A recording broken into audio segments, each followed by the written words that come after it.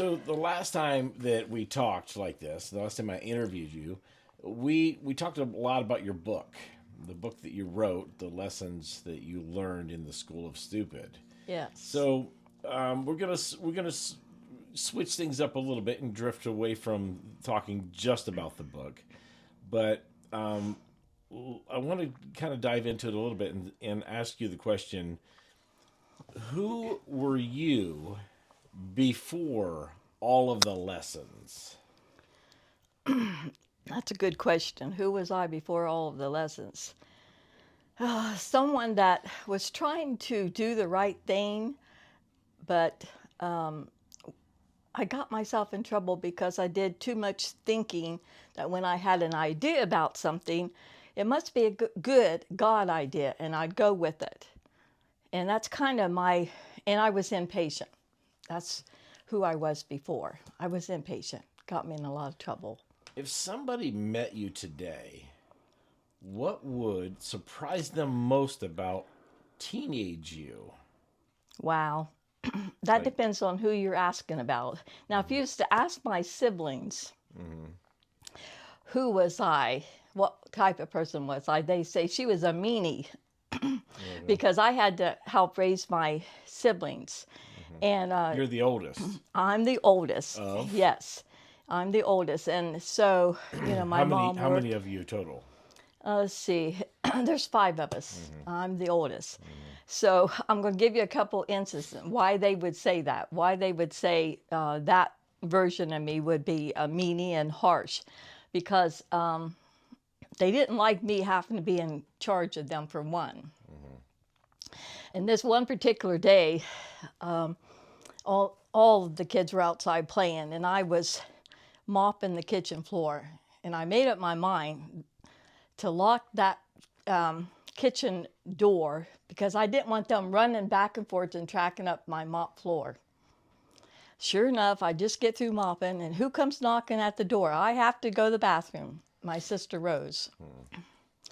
I said, no, I just mopped the floor. You're not getting in. And she pounded on that door. Now, we had a front door. She could have went around and come in the front door, but she didn't. She pounded so hard, she broke the glass, cut her wrist, and Now you got blood on the floor. now we got blood everywhere. And she comes in, and I'm saying, great, now look what you done. Now you're going to have to go get stitches. So that's why they would probably say, that version of me was a meanie. I'll tell you one other short little story with them. So one day we were taking a walk through the alley, Rose and Denny. They were young, so was I. But they were kind of lagging behind me, and I saw these red berries on a bush, and I told them, you see these? Don't eat these berries. They're poisonous. They could make you sick. They could kill you. Well, they're lagging behind. I turn around, and sure enough, they ate the berries that I told them not to eat. I said, great. They had the evidence all over their face. I said, great, now you're going to die. I mean, you ate the berries. And so I took them home and made them drink a bunch of milk. And it helped. I found out later on in life that was the antidote for that. Oh, But that's why they would have said, that version of me, a meanie. okay. You're a little hard on them. I was a little hard on You them. were trying to keep them alive. I was. All right. Okay. So let's move into this the part of you where we talk about the faith and your journey. Do you remember the exact moment your faith became real to you? Not just something you were taught. Yes, I remember. It really, it came the day that I was invited to a Pentecostal church at such a young age, at age 13.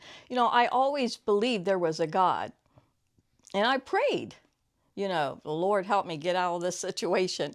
I Lord, if you believed it. just help me out of this situation, I promise. I Yeah, promise. I will never lock my sister out of the house again. yeah. I feared God. I knew there was a God. I mean, my dad was a Catholic. He didn't go to church. My mom was a Baptist. Grandpa was a Baptist preacher. She didn't go to church, but she made us all go to church.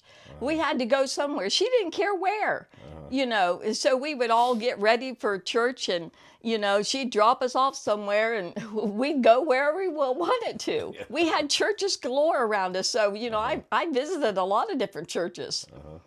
But that day, when I went to a Pentecostal church, that's when I really had a relationship with God. I had a whole new insight and level, and that's when my faith was beginning to be developed.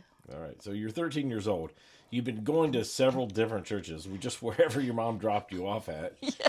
And it was the day that you got dropped off at a Pentecostal church, and that you realized that your faith became real to you, and it was not just a bunch of lessons that you were being taught. Yes, yes. All right, very good.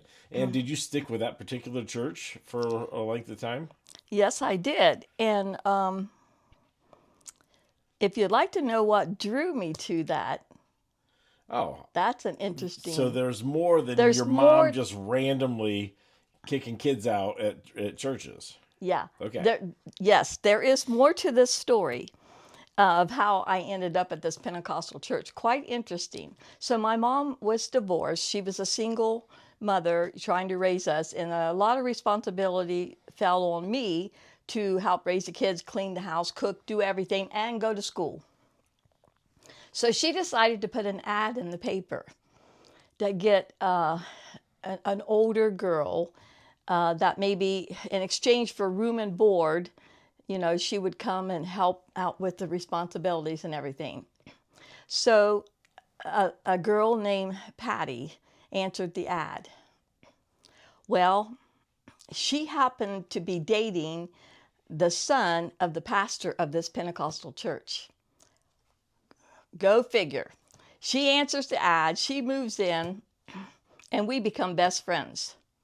She kept inviting me to her Pentecostal church, but she didn't say anything about that. I just kept saying, oh, I already go to church, because at that time I was going to a Methodist church with my friends in the neighborhood. I was good, okay? But one time she said, oh, tonight is youth night, and there's going to be a really cute guy there that you might want to meet. Oh. And that was your dad. Oh, wow. So I went there to meet your dad, but I didn't know it at the time. Thank goodness you went there. Else I wouldn't be here. Exactly. You'd be doing this interview with an empty seat. Exactly.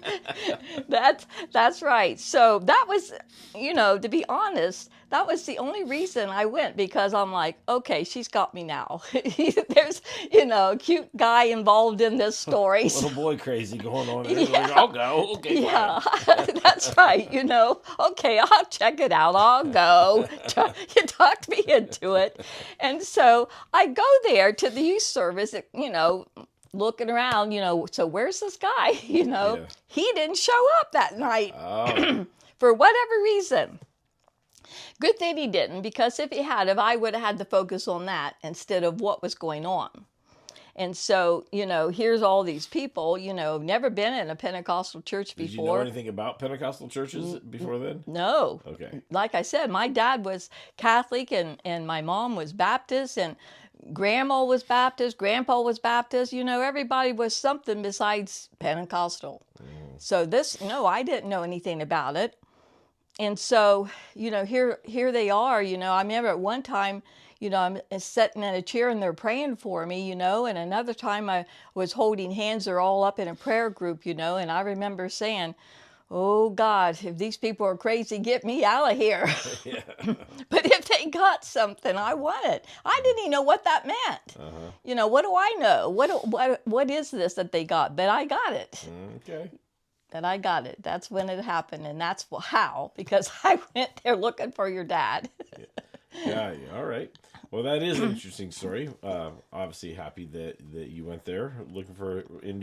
I take it you eventually did meet my dad. Yes, that meeting got set up a few days later, and yes. All right. So, was your faith ever challenged in a serious way when you were younger? Wow. I mean, Yes. I assume that maybe after you switched to the Pentecostal Oh, church, yes. there's going to be quite a few people from the Methodist church saying, What's wrong with her? What "You've happened? lost your way, woman." Yeah. Well, I think even my family, they were saying, you need to have a talk with her. They thought I went off the deep end and, because, I went from, so here was a challenge to start with. It's kind of funny. It was time for me to get baptized, okay? Okay. So, Now, had you been baptized prior to this? no. Okay, 13 I years don't old. think going to anybody ever even brought various that church- up to me, but this was brought up that was another step I need to take. All right. So I'm at the pastor's house, and I'm getting prepared for that evening service to where they're going to baptize me and put me down in the water. So I had my mini dress on that my mom had bought me, and I'm asking the pastor's wife, is this dress okay? Is this too short to be wearing to get baptized? And she gave the best answer that I will never forget and will take to my grave. It's the honest answer.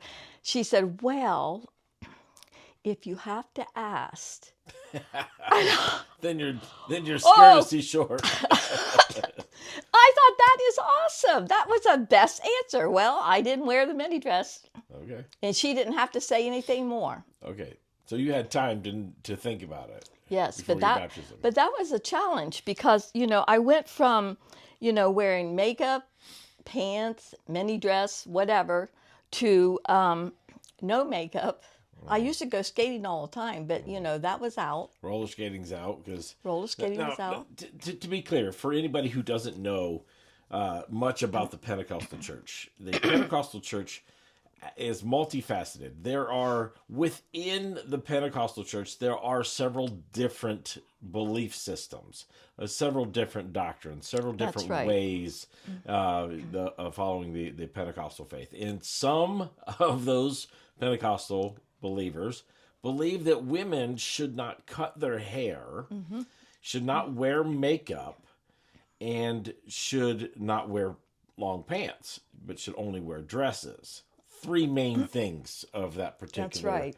side of being a Pentecostal. And that's obviously the side that you wandered into. Yes. And here you are wearing short skirts and makeup and also that no dancing. That what was the other thing about that particular part of the Pentecostal church is that dancing would be considered a sin, too sensual or whatever.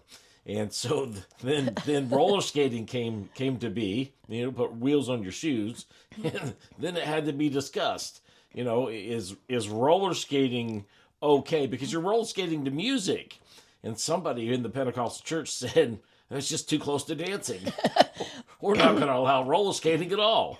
In fact, I believe your dad got in trouble one time because he skipped church and went roller skating. Yeah.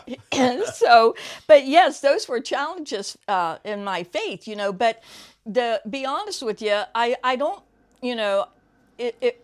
I was so hungry for the things of God. And, Donna Watson, what's the youth leader? Oh, wow. Okay. Of that Tuesday night Who ends meeting. up being a lifelong best friend for Yes. you. Yeah. And so, I seen, her and her godly ways and everything, and she taught me so much. I wanted to be like her. So it's like, if I had to wear long dresses and not cut my hair and all that, if that made me godly, then I was all for it.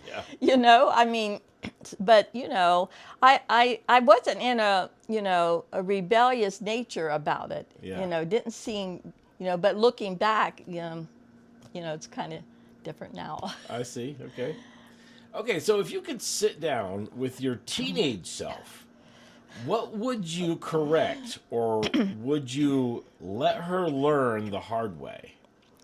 No, I definitely would make a correction. Okay.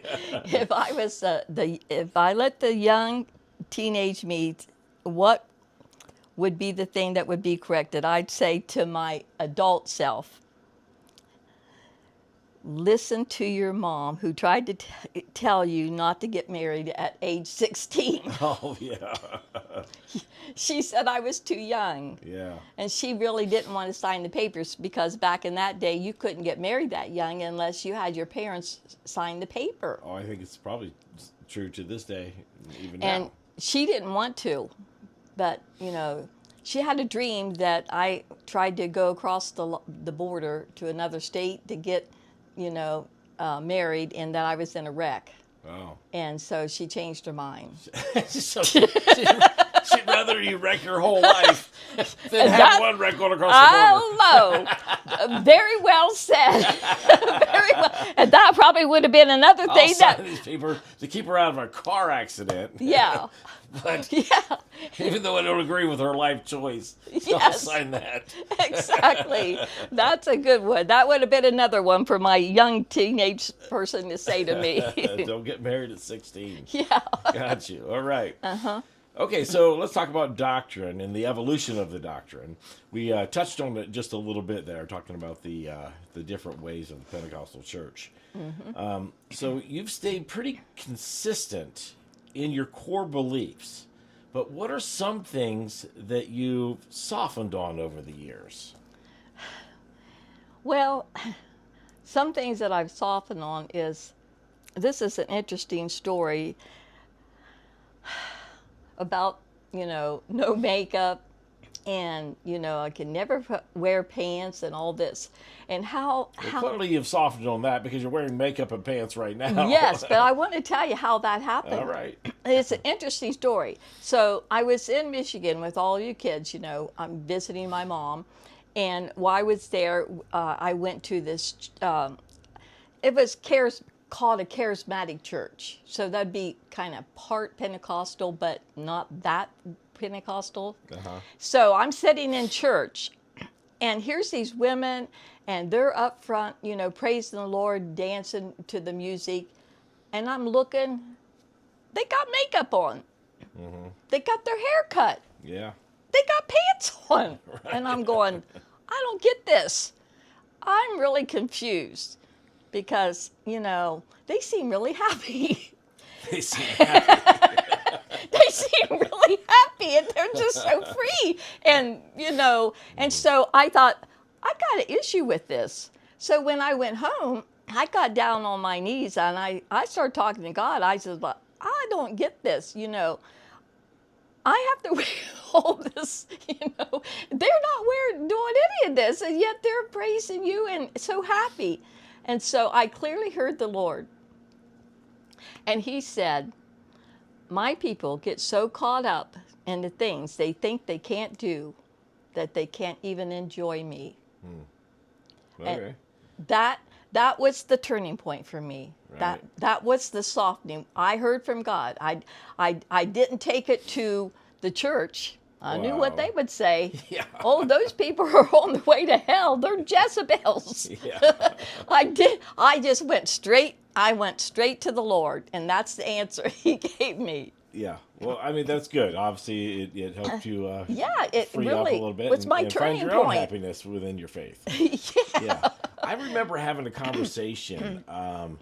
It seems that my cousin Lynn was involved in the Pentecostal church. And the particular group of Pentecostals was also women don't cut their hair, wear dresses. Yeah. And I remember my cousin Lynn, it seemed like she always had a dress on. She never. Yeah. And I remember being in a conversation. I think I just visited her church or something like that, and I was just talking to somebody. I just challenge things. That's who I am. I don't. If you tell me something is true, I kind of want to know why. So even as a young boy, I was just kind of that person that was always asking the hard questions. And so I just happened to notice that the women that did not cut their hair, and I think even the lesson that day was on about women not cutting their hair, and but they never let their hair be long. They all had to tie it up. Every one of them had these big old buns on top of their head. So, I was asking questions. Well, if a woman shouldn't cut her hair, and I think it was that a woman's hair is her glory, is some maybe out of context scripture in the Bible or something like that. whatever it is they found, they built a whole belief system on it. Yes. But they got their hair, if their hairs are glory, and that's why they can't cut it, why don't they tie it up in a knot on top of their head? That's hardly glorious at all. And so I brought that up, and I tell you what, it was not a good day. Yeah, because they're not going to bend on their beliefs at all. Yeah. And who am I, 14-year-old kid, trying to, tell them about their faith of years and years of tradition? So I just remember having that thought. Well, let me add something Yeah, to that. sure. That you reminded me of. So I went to cosmetology school and got my license at a young age. Yeah. And so I was putting the Pentecostal women's hair on top of their head. Oh, yeah. I learned how to do the beehive type thing. Yeah. And I would, get called upon to do numerous people's hair to put them up Yeah. so that they could have it up on top of their head. Yeah. I don't know. I just found that to be pretty interesting or whatever. And I'm not here to No. tear down any particular No. faith or belief system. Me There neither. are still plenty of people who believe that way. Yeah, and that's fine. And that is the way you believe. That is perfectly fine. Right. For me, it was just a little bit of a head Yeah. scratcher back then. Okay. So, would you say that your personality shaped your faith, or did your faith shape your personality? I definitely say my faith shaped my personality. Okay. Yeah. Without your faith, you feel like you would have been a completely different person. Oh, most definitely. Okay. All right. Very good. And then, did I already ask you that question? No. Okay. So, being consistent, and you say that you softened up on things like long pants and makeup and hair. Yeah. And so let's talk about some of the other roles. What's one you used to take very seriously and now makes you laugh a little bit? And is it mainly just the hair, makeup, and pants? Or is there something else? Well, it's that, but there's other things too, because I think I've mentioned this maybe to you before, but I used to be caught up, and it was a biggie. I really thought that if I could get like my friend to stop smoking, she would come to church and get saved. Oh, yeah. And I remember chasing her down. We were just teenagers and, breaking up her cigarettes and everything. And, for some reason, I was focused on what they were doing wrong, because of the teaching, and I thought, well, if they just quit doing these things, in my mind, then they would want to get saved. They would want to come to church Yeah. and get saved. And so, I have since, because of being in the Word for myself and, trying to draw closer to the Lord, I've come into the understanding that, you don't clean the fish before you catch it, and we are not Holy Ghost Junior. We don't. It's the Spirit that draws people. It's not because you convince them to quit doing something. Mm-hmm.